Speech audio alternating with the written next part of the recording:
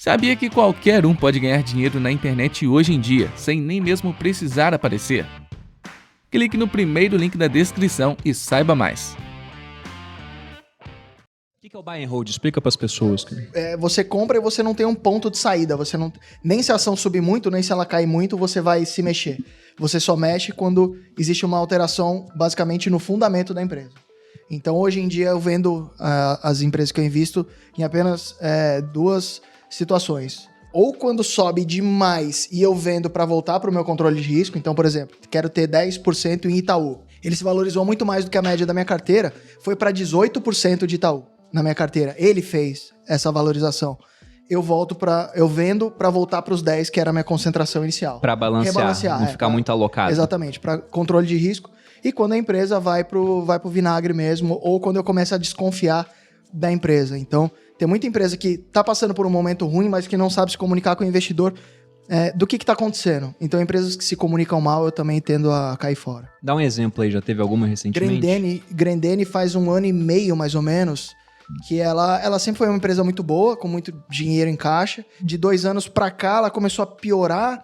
Não sabia explicar se era por causa do setor calçadista, que estava sofrendo alteração. O que você acha dos calçados de Grendene como consumidora, Boldinho?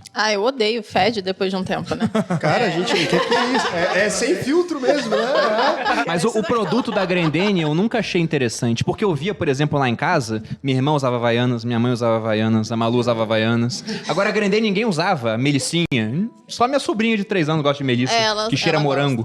Mas é uma empresa que tinha muito dinheiro em caixa, então quando a renda fixa era bem alta, esse dinheiro que ela tinha em caixa rendia, começou a cair taxa de juros, começou a deteriorar o resultado, então parecia que eu estava investindo numa empresa que era uma rentista e não uma produtora de sapatos. E não é porque você vende que você não é adepto do buy and hold, porque eu não vendi, peguei o dinheiro e fui nas Bahamas tomar caipirosca.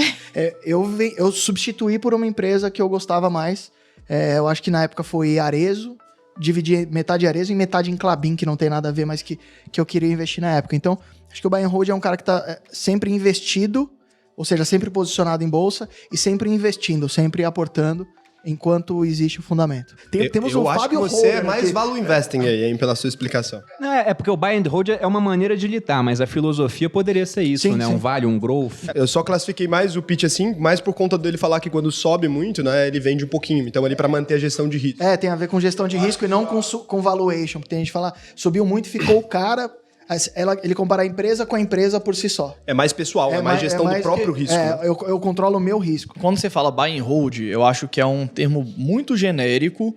Eu acho que cabem várias estratégias diferentes embaixo da estratégia geral que a gente chama de buy and hold.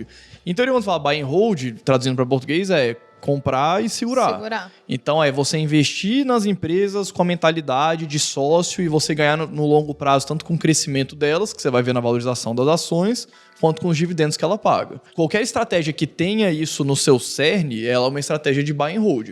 Agora, dentro do buy and hold, você pode ter uma abordagem talvez mais passiva, de girar muito menos a carteira, uma estratégia talvez um pouco mais ativa, fazendo algum rebalanceamento, ou às vezes trocando algumas posições no meio do caminho, mesmo com a visão de longuíssimo prazo, você pode ter uma carteira um pouco mais ativa, talvez. Acho que ainda caberia dentro do buy and hold. Então, acho que tem Nuances.